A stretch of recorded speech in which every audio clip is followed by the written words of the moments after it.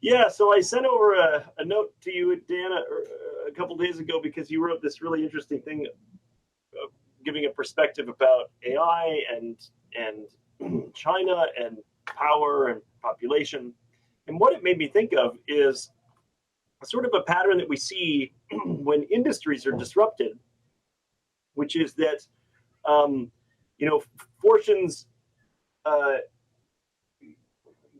the fortunes of an industry or especially of an individual company, they can kind of flip around and uh, uh, they can invert pretty quickly, right? What's the word I'm working? A reversal of fortune. Sorry, that took me a while to claw out of this dusty old brain of mine. Yeah, so reversals of fortune is something that we see pretty commonly when an industry is disrupted. It's all part of the dynamics of um, uh, you know gearing up and equipping and capitalizing with the focus to produce one good or service, and then suddenly you realize that all of that investment it swiftly loses value as consumers and customers just stop wanting and stop demanding whatever it was you were producing and start demanding something new.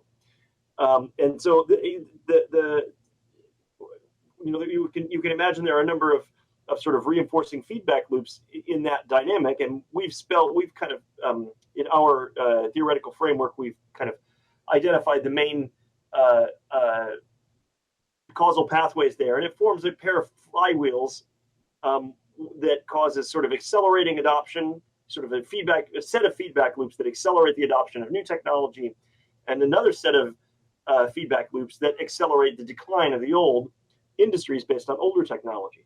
So it's not anything that's particularly mind blowing, but what the result is that for any given industry, if it has assets in the form of equipment, if it has invested in building out infrastructure to support its goods or services, and this can be an industry but also an entire nation, those assets, that infrastructure, when you're talking about big industries, fundamental things like energy or transportation, the value of those assets and that infrastructure can be very, very large relative to to the country's GDP, right?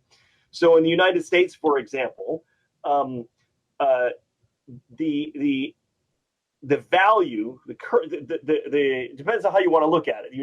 The current value, the scrap value, the original investment required. There's a number of different ways you can look at how to value assets, none of which are accurately reflected on actual accounting balance sheets. There's a lot of creativity that happens there. But at any rate, one could imagine that by any reasonable standard, the value of all the stuff, all the equipment, all of the gear in the fossil fuel uh, uh, ecosystem, right? So the everything from the drilling sites and all of the equipment that's there to the pipelines that move things around, to the refineries, to the fuel pumps, fuel where you pump your fuel at the petrol station, and all of that and all of the infrastructure that goes with it. That this, for something like our energy industry, that's in the United States, that's trillions of dollars that were originally spent building that stuff out. And so one thing that's going to happen is that those assets will cease to become useful, and they will effectively turn into liabilities, because maintaining the assets, maintaining infrastructure, that isn't free. That's not costless. So there's some overhead, there's some operating expense in addition to the original capital expenditure to keep this stuff going and keep it continuing to be valuable. But if demand disappears, then all of a sudden, just holding that stuff and having to pay to keep it up and running, or even to pay to decommission it safely and get rid of it. This is it can be an extremely costly prospect. And the energy system right now, the fossil fuel system, is starting to face that prospect. The writing is on the wall, and the fossil fuel industry has already begun to plan to deal with this challenge of stranded assets. Okay, so what is this at a fundamental level? Well, it's a reversal of fortune, right? What the things that give you an advantage under certain circumstances, under one set of assumptions, under one status quo, they become a disadvantage. They become a liability to you if circumstances change in a certain way. Can I Status quo can I ask shifts. about that a little bit? I mean, it's sort of I never thought about them as active liabilities before, which is the new part of this story for me. So it seems kind of obvious that they might no longer be useful, but uh, and in that sense, I suppose you had on your asset sheet something that seems like it's worth $1 billion because it facilitates future cash flows, and now it's worth zero because there is no such future cash flow. So I guess in some sense you lost a lot, but in a more naive sense, it wasn't obvious to me that it's somehow like an active drag as opposed to just being something that isn't worth anything anymore. Your example of maintenance, I guess, makes sense, and at the scale of, say, fossil fuel infrastructure, that could be a large cost indeed.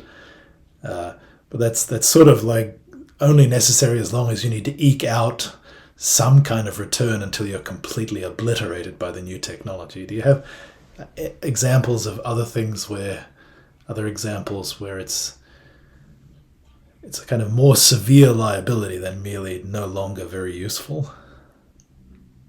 Yeah, I mean that's a good question. I suppose in that particular instance, a more severe liability in the energy sector is that you continue to be responsible for for ensuring that those assets are safe. And that can be a very, very burdensome responsibility. So fossil fuels, not so much, but yes, substantially, but not catastrophically. So, I mean, yes, you have to decommission oil fields in line with environmental law. You can't simply abandon pipelines, and that's not to say this doesn't happen. And companies are deliberately restructured and then allowed to go bankrupt and so forth to kind of escape from the burden of that. But the it depends whether or not you call that a catastrophe is one thing. But if you switch to another part of the energy industry, for example, and look at nuclear power, well, you can't simply walk away from a nuclear power plant and those assets, even if they become useful, because they're extremely dangerous. And so there's a massive liability attached to decommissioning assets that no longer have any use value, that aren't going to generate, as you said, Dan, any returns, any cash flow or anything like that. And so that is absolutely it is effectively, that's why you said effectively, I suppose not technically on balance sheets and so forth, but effectively what once were assets effectively become liabilities, and the industries involved often shirk these, and they fall to the state, they fall to governments, and so they become a liability for society. And so this, I think probably we have this again. Liabilities for society things don't move from one balance sheet to another and across scales in any strict accounting sense. I don't think it's better to just deal with these things in sort of conceptual categories rather than in the technical meaning of the assets and liabilities. But I think you take my meaning there, that what seems like a very good idea and gives an industry and its host nation advantages under certain circumstances can pivot, can reverse, and change into disadvantage, and that can happen as a result of new technology, as new technology comes along and changes the game. Now, to give a kind of a completely different example, uh, uh, and I think I mentioned this in the note that I wrote to you, Dan. Also, sticking with energy, you can have a reversal of fortune where um, uh, where you once had no advantage and suddenly find yourself having a lot of advantage. So, for example, Saudi Arabia is sort of like a quintessential case, right? Where Saudi Arabia did not have any of the 19th century biofuels that provided energy for civilization. They didn't have whales. They didn't have wood because they didn't have any forests. They didn't have any biofuels of any kind. They didn't have large herds of animals. They could, make tallow from nothing. Very, very little in terms of the biofuel energy endowment that other nations have. Heavily forested nations had better endowment of wood and other biomass for energy. But then, then in the 20th century, that changed dramatically, and Saudi Arabia's phenomenal endowment of fossil fuel wealth transformed that situation completely. So that's on that side of things. Another example that I can think of, I don't know if it's a great one, but it's another one that comes to mind at sort of the national level, is being an island, being a small island nation, is maybe not, you know, it's possible that has some, well, certainly has a mix of advantages and disadvantages, but it's certainly, one could certainly look at that and say, well, a small island nation lacks the resource endowment that a much larger continental nation might have, other things being equal. But when sailing technology and maritime trade became sources of strategic value and economic value, well, then island nations, I'm thinking Britain here, seized that and turned that into a huge advantage, and built an empire, obviously, out of that. So those are examples where what were once disadvantages, or perhaps that's simply a lack of advantage. We might want to distinguish those two things, but certainly a lack of advantage changed dramatically and turned into an advantage. The other way around, I'm trying to think of examples where what was once an advantage might turn into a disadvantage. I think maybe, yeah, maybe. I don't know. Maybe empires that spread themselves too thin or something like that, that then collapsed under the weight of their own overhead, kind of thing. I don't know if there are examples of that throughout history. I'll have to think about it the other way around, where you become hugely disadvantaged, where once you had an advantage. That's a good question, man. I don't have any great examples of that other than the stranded assets of industries, which is that's sort of the main thing that we see in my team sees in our own work. When we look at an industry and see that its assets are either have or are poised to become stranded, that seems like a very, very large disadvantage. But maybe let's throw into the mix some other examples. The example that I raised in my email, which is population. So if we take seriously the idea that within 5 to 10 years there might be some kind of phase transition in the availability of cognitive labor because of very advanced artificial intelligence, then that changes the relationship between population and power in various respects. And the example that comes to mind quite forcefully is China, which is facing a demographic crisis of kind of terrifying proportions as its population becomes older. So even absent new features from, say, AI, China's facing a very difficult problem of how to actually pay for its population with its productivity, given there will be relatively few working age people compared to old people going forward. But then if you take the fact that China's a not very developed economy, which still relies largely on manufacturing, and if you take away those jobs as being something that humans are kind of competitive at, it's really quite diabolical. And so China goes from a country where it's quite common to link China's economic power to its geopolitical power, and that makes sense, right? And its economic power is predicated not on high productivity. It's a very low productivity country. And it's not predicated on high levels of development, although, it is quite a well-developed place in many places, including Shenzhen. There's a lot of high tech going on. But overall, it's not a highly developed economy. The economy in China is big because there's lots of people there, fundamentally. And if that goes from being an advantage to a relative disadvantage, because, it won't be absolute, right? But even small percentage changes are probably enough to make big effects. If, say, 10% of the manufacturing population in China, or 20%, is no longer competitive because there's advanced robotics, or 40% of the programmers in China who are largely doing kind of fairly mundane programming, at least our friends in China are, if those jobs become things that can be automated, then the 4.5 million STEM graduates that China has every year, and this is a kind of very impressive statistic for an Australian, where we have, 25 million people in our country, right? So there are way more.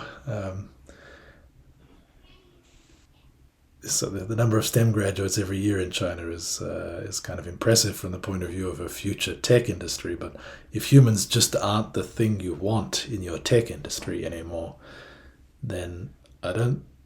The case for example, China's geopolitical might just kind of collapses. Now that's just one example, China, but it's kind of a significant one, I think.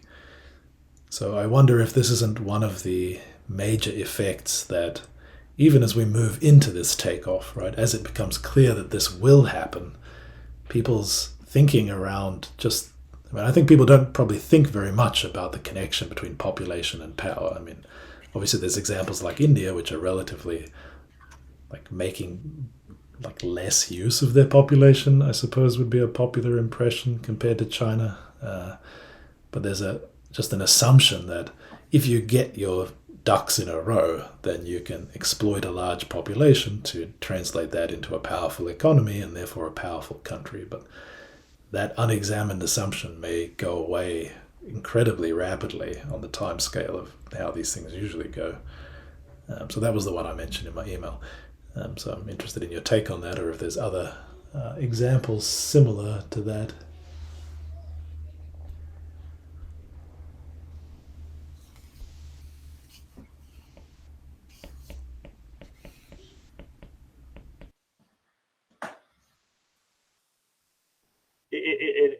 In the so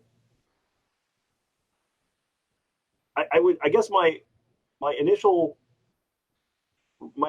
reaction is to I guess my initial reaction is to evoke a principle that I wrote about some years ago, and Daniel will remember this one, but I called it the ceteris paribus. I described it as an informal logical fallacy, but it's basically just a problem. It's a pitfall. It's a trap that we could sometimes fall into. It's easy mistake to make.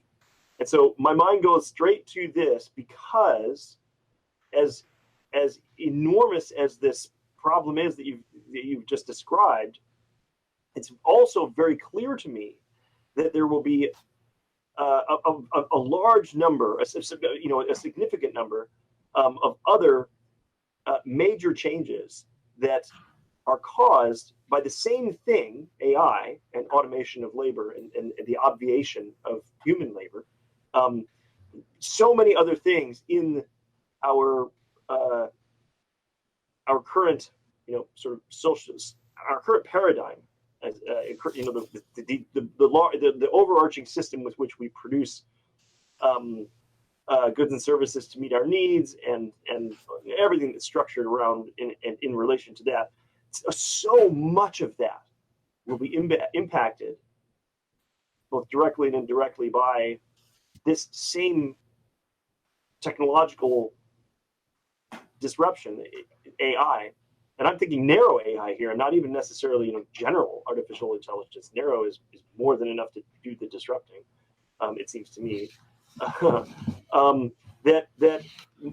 I want to be cautious that when we think through the specific example of impact that you're describing, we keep in mind that many other pieces of machinery are going to be moving around at the same time.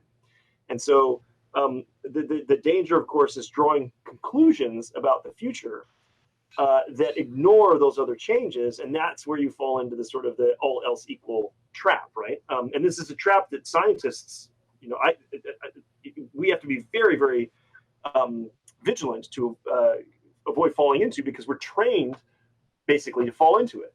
We're trained to understand and appreciate and work on the value of isolating, variables and controlling everything else, and holding everything else constant, holding all else equal, and imposing a ceteris paribus situation. That's what laboratories are for, right? And so we're trained to understand the value of that and attempt to reason in those circumstances.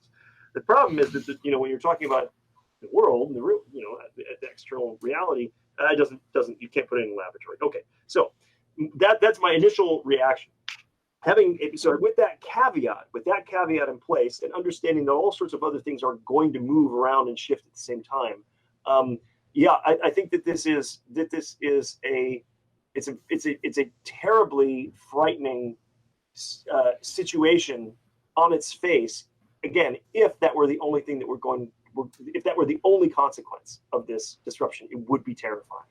The idea that you have a huge population that is whose economic contributions will suddenly be nullified. They'll be rendered sort of moot.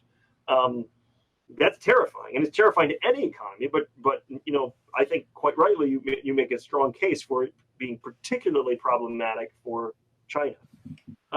Probably all export economies are going to get clobbered by this disruption in some sense, or in other words, they're going to suffer this same particular effect. And we'll talk about the other things that might go on here in a minute. But certainly, if your economy at the moment depends on making things and exporting them because you have some sort of advantage that allows you to produce things competitively, in other words, for a lower cost, and that then other places, and so other places are willing to buy them from you. Well, if your primary advantage that gives you gigantic export economy is labor, which seems to be the case in a place like China, not the case for every country or even every large country, but I think certainly it's one of China's economic advantages is an abundance of cheap labor. Well, you're going to lose that advantage, and manufacturing, again, all else equal, manufacturing would move back to places that are importing if they can use robots in those places instead of having to depend on cheap human labor in China. And so that's a massive shift, and it's a huge problem that China is going to face. But having said that, and painted this sort of rather bleak picture, the other thing, of course, that's going to happen, the other consequence of all of this, of artificial intelligence and the automation of labor, is that it has the potential to make every locality, every location, every country certainly, just massively more productive internally. And so then that calls into question: will we continue to have a economy structured at all around the existing distribution of various resources, or will we be looking at a situation where labor is so abundant that it's possible to provide for prosperity at an extremely high level everywhere, including in China? I mean, if China had, instead of a billion human laborers, if China had a billion or 10 billion or 100 billion AI robot laborers, would it matter that they could no longer export to anywhere? Would it matter? Maybe it doesn't matter at all. So this is where that we have to escape from the single variable thinking, right? Yeah, of course you're right. It makes it hard to really think through if one has to keep in mind some infinite number of factors which could change your thinking in any way. I don't know that I really buy the rosy picture so much, though. So, okay, it's true that if China has 10 billion robots, then it could be fine. But you could have said the same thing about India in the Industrial Revolution, right? So, India, a very productive, rich agricultural nation. The terms of trade change extremely rapidly because of Britain industrializing. You could have said, well, India can just build factories. And of course they did eventually. But that's a kind of very high level observation, which in terms of the actual history involved didn't help them one bit. I mean, very rapidly, much more rapidly than they could build those factories, they became essentially, colonized by the East India Company, and then they didn't get to build those factories.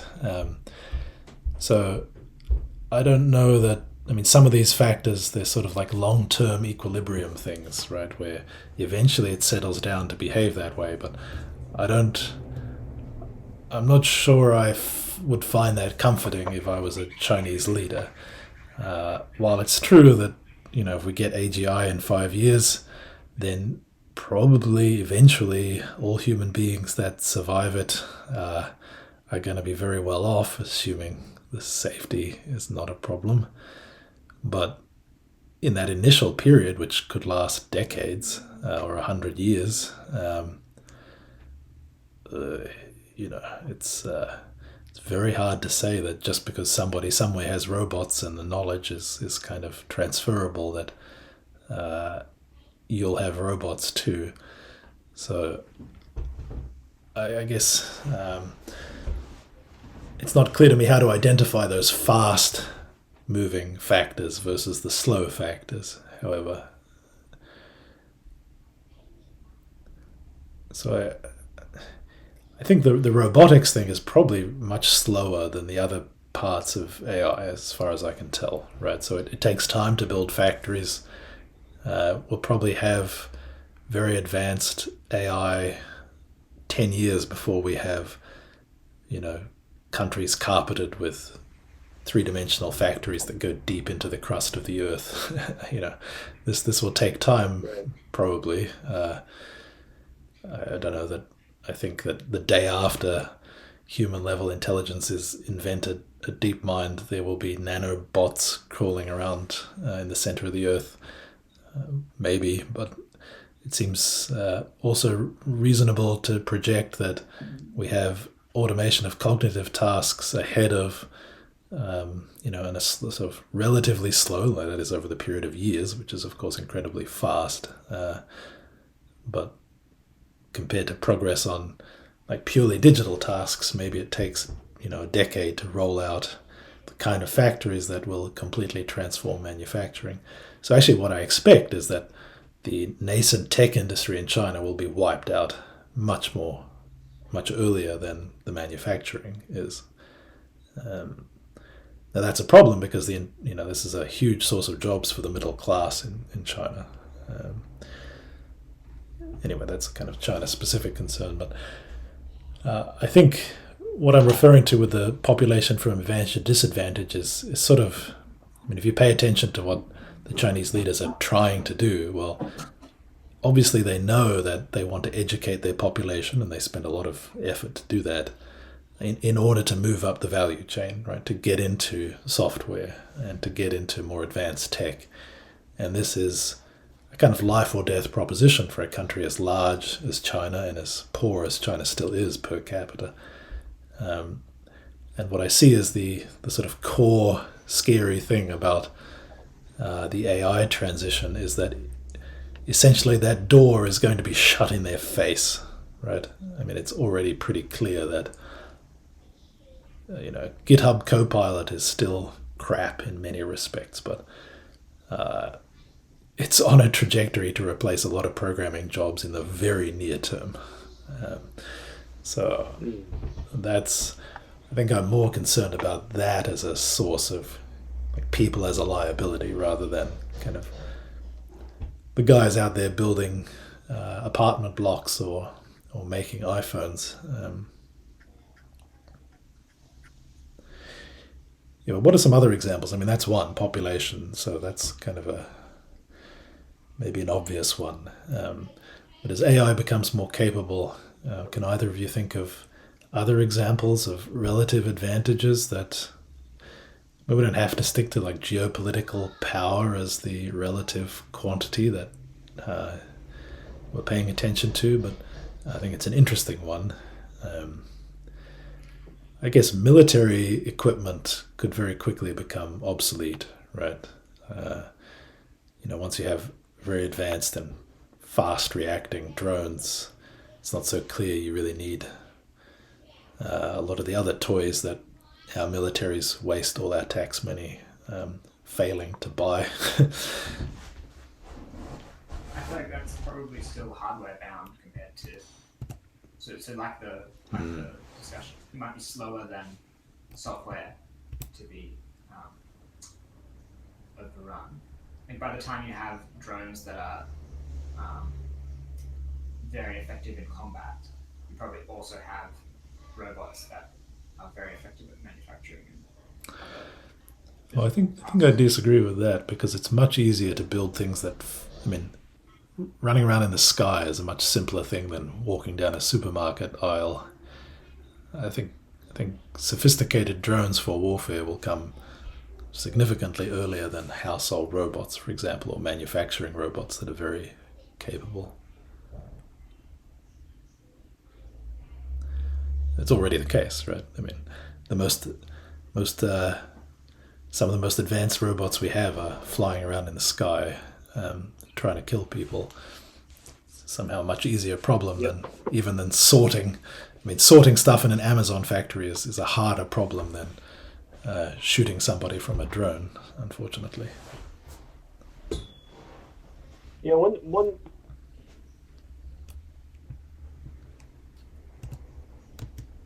Adam? Yeah, I lost him too. Adam, we can't hear you.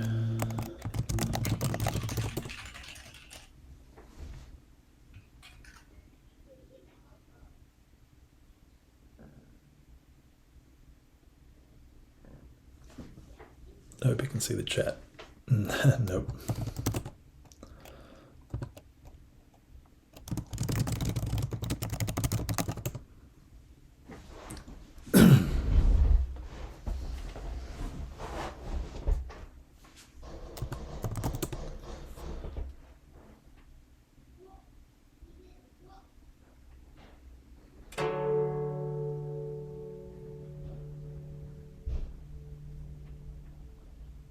To the population discussion on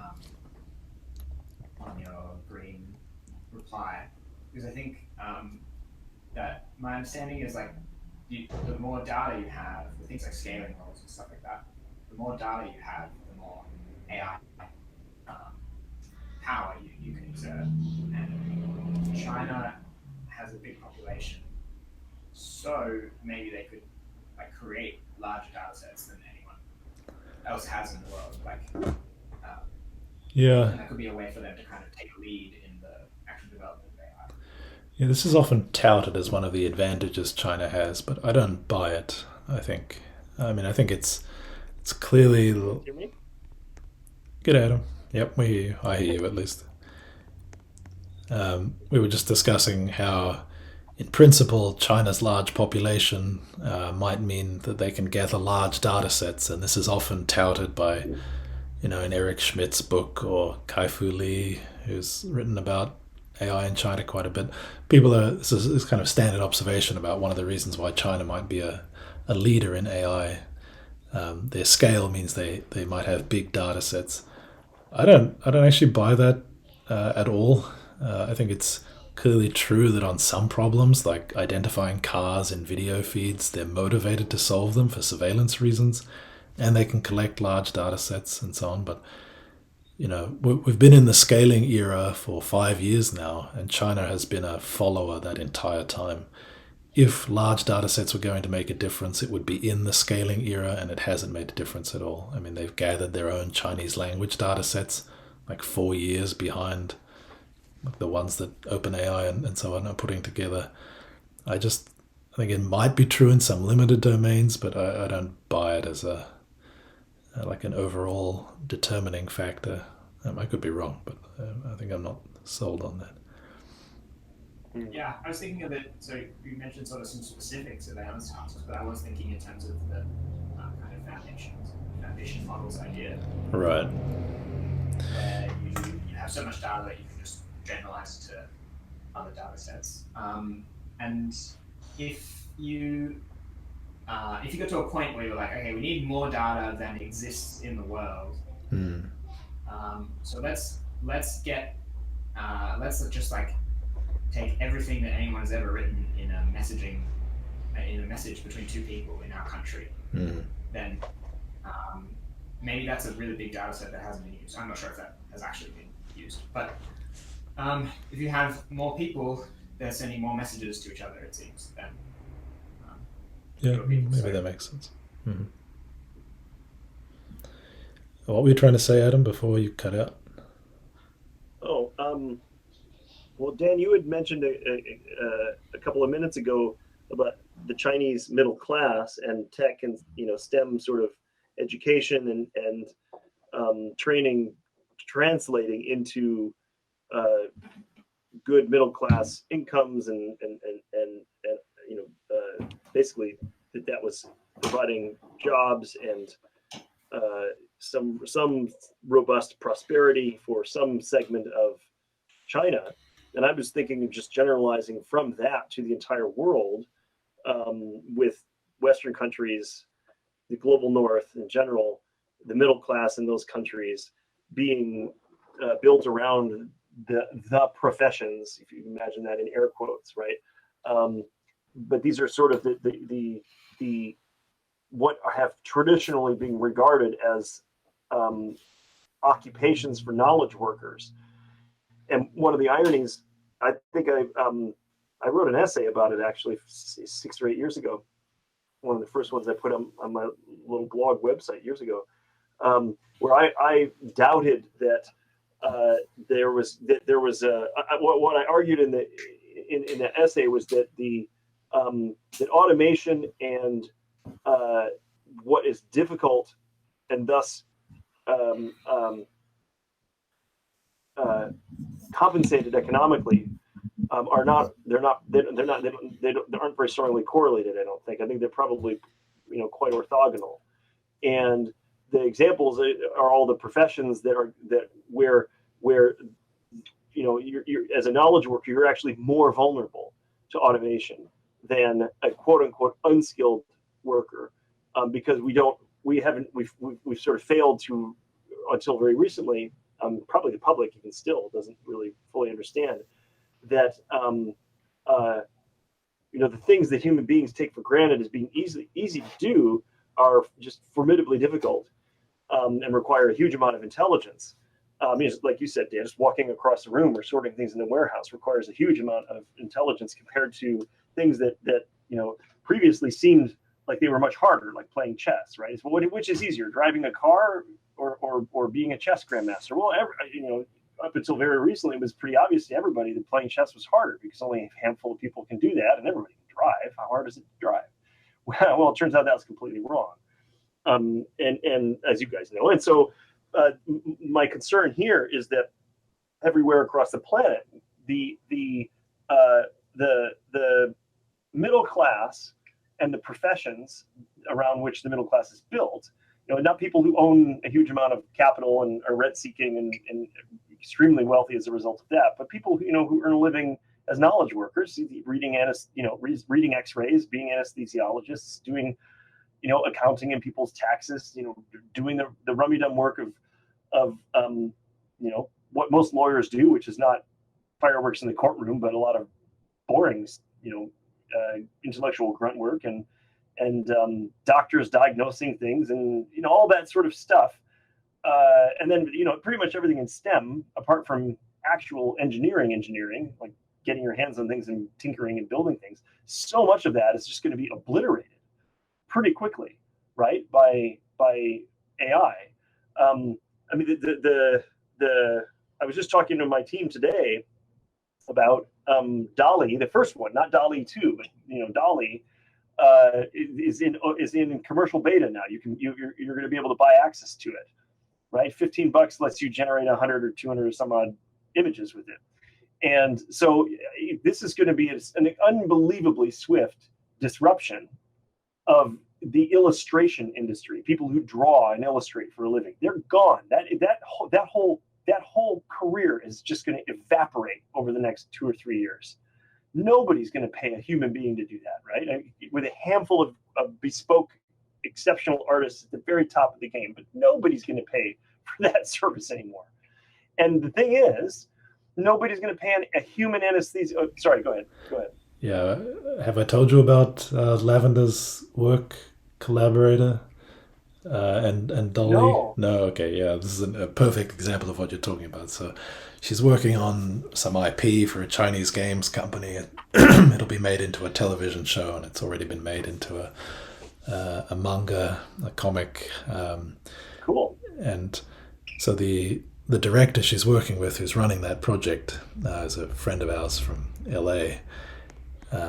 Chinese, very capable Chinese woman, and it's a fairly small team. And when they were coming up with ideas for the script, she was using, I think it was, Lavender told her through me about some of these new pieces of AI where you can generate images, or maybe she found out herself. It doesn't matter.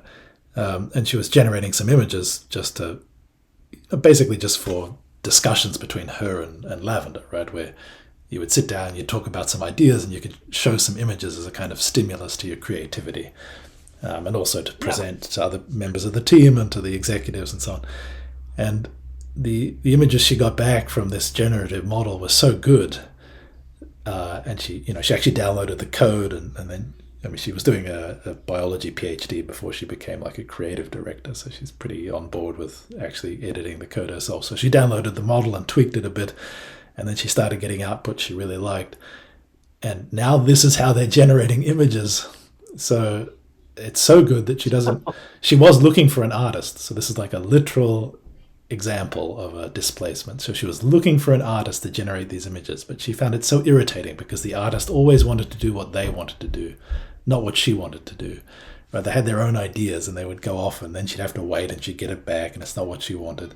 Right. But with the model, she can just keep tweaking the prompt, right? And then like adjust some parameters, and she can look at 10 of them and pick one, and then look at 10 versions of that and pick one. And she doesn't have to wait for some artist to come back and not do exactly what she wants. And so now they're not getting an artist. She's just going to be generating images. And she's on the wait list for Dolly 2. And when she gets that, that's going to be how she makes images. And they will make a book where they print out all these images. That will be like the art book for this like fairly high profile IP.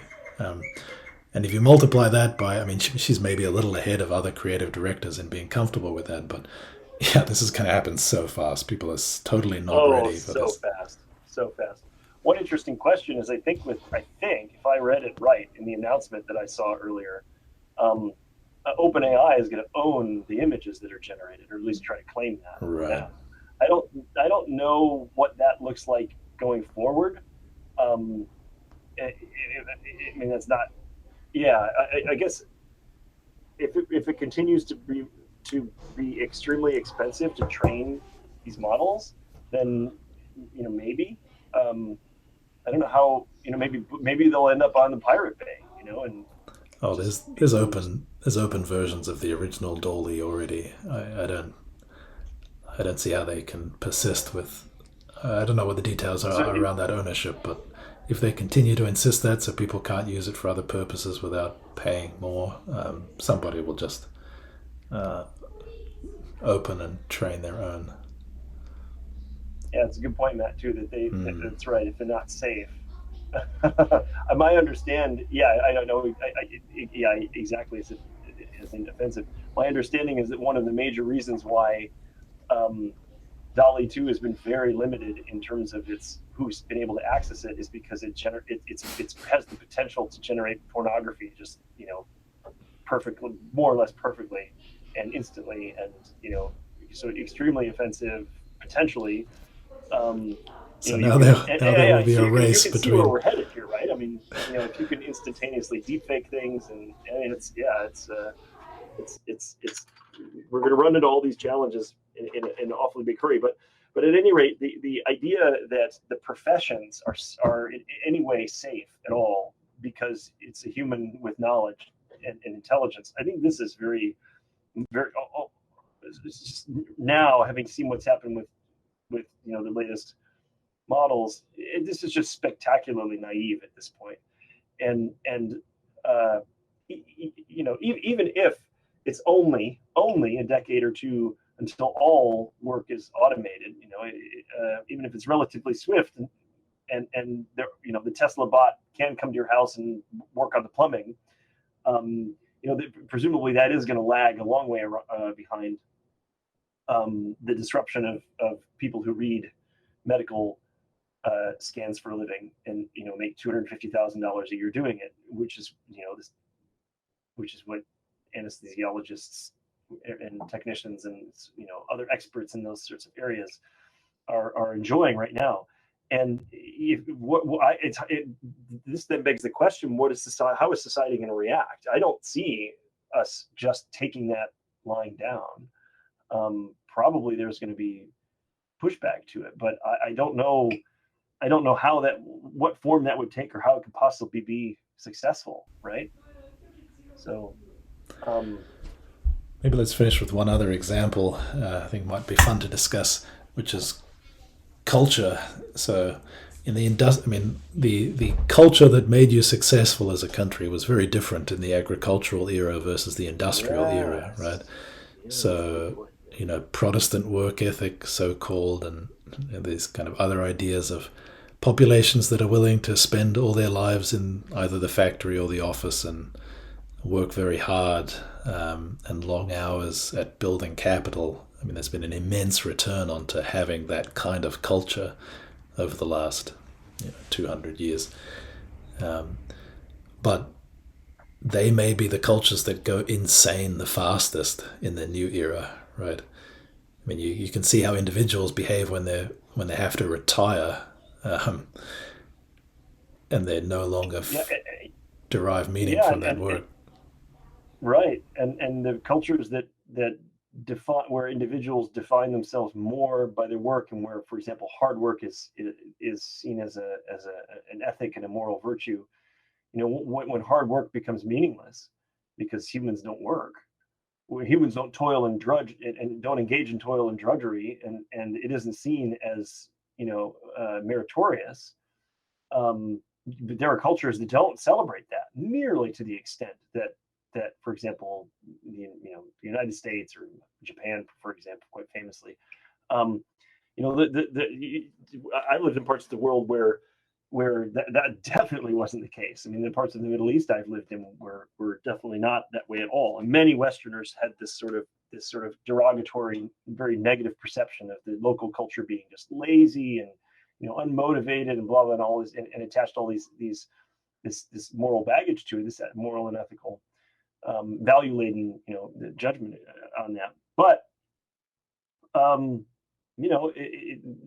there were, if you look at it a little, I think, with a broader perspective, you can see there are some merits to society that doesn't place as much emphasis on quote unquote hard work and defining yourself by your occupation, for example, and places more emphasis on leisure and family and socializing and those sorts of things. And so this is a really interesting example. Boy, we're going to have a lot of neurotic people whose identities, whose source of identity and source of validation as hard workers is really going to get exploded, right?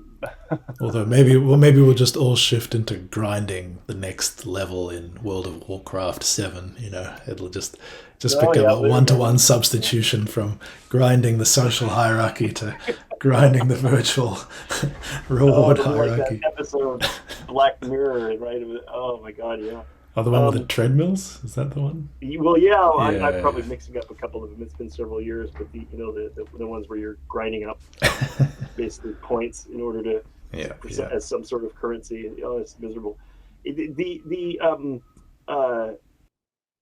Another example going back to the idea of STEM, I mean, yes, in many countries, China and the U.S. prominent examples. I'm sure it's the same in Australia and many other places. There's been over the last generation, there's been a surge in emphasis upon STEM fields as promising places to get training and become an expert as a guarantee, or to raise your chances of having a middle class, upper middle class lifestyle, because they're the profession du jour, right? They're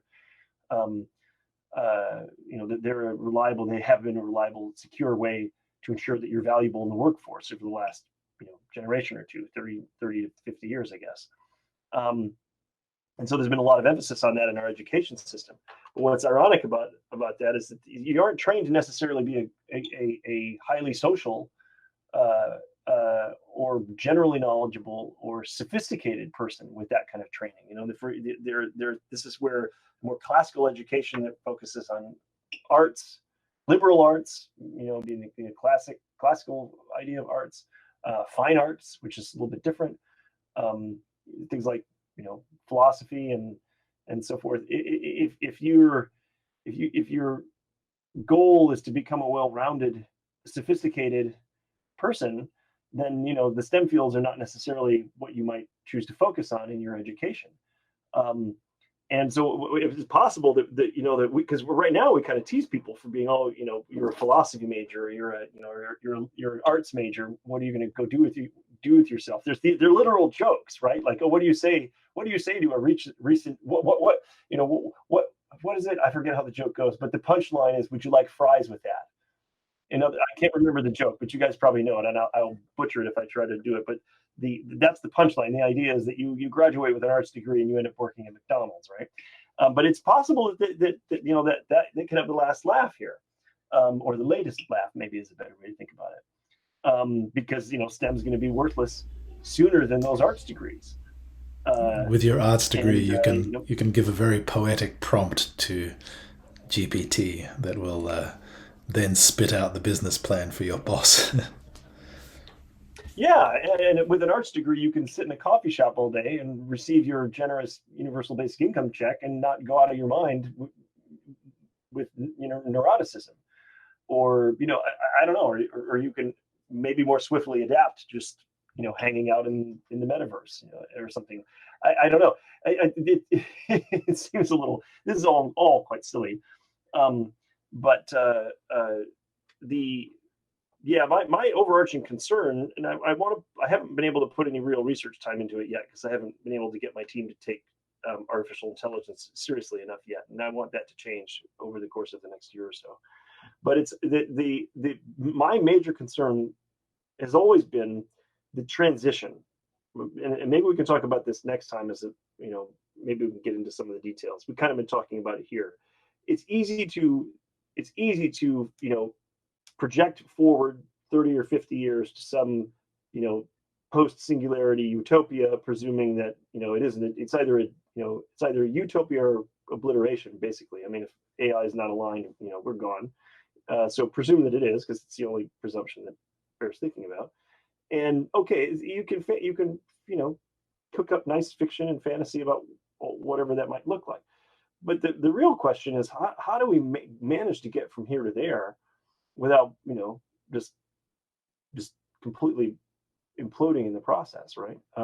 That's the real challenge. So the challenge for China, for example, is how do they weather this potentially catastrophic apocalyptic storm that they're going to be heading into, as we shift away from human labor. How are they going to navigate that? I mean, it could have incredible upsides. It could be amazing. We don't have to do any, robots do all the work. Isn't that what we've all been dreaming about as science fiction fans forever? Of course it is. But getting there is going to be really hard. It's going to take a lot of good decisions. It's going to take a lot of, luck, perhaps. It's going to take a lot of good planning. We're probably going to have to make preparations long ahead of time if we're going to have any chance of mitigating the worst of the harms that could come. So we really do have to get this figured out. Matt's making good points here, and we've got a lot of collective action problems to solve. We've got a lot of We've got a lot of tough things to start selling the public on. I think, something like a universal basic income or otherwise prosperity guaranteed as a right of citizenship is, we have to figure out how to get to there from here. And the thing is, who else is going to figure this out? Do you trust your governments to figure it out? I certainly don't trust our elected representatives to have any kind of handle on any of this at all. I trust Rethink X and future world despot Matt. So yeah. Anyway, So one thing that would be nice would be to next time. I know you got to wrap it up, but maybe next time, don't ever forget, Dan. One thing we could talk about is, are there general principles that we could develop? Could we develop a list of principles for how to minimize harm and maximize upside and possible benefits? Are there general principles that we can apply, especially in the context of this particular change? In other words, the disruption of labor by artificial intelligence. I would really, really like to talk about that. That'd be very, very useful for me, selfishly. So if you think that might be okay, then maybe we can chat about that next time. sounds good. All right. Thanks a lot, Adam. Awesome. Thank you, guys. See ya.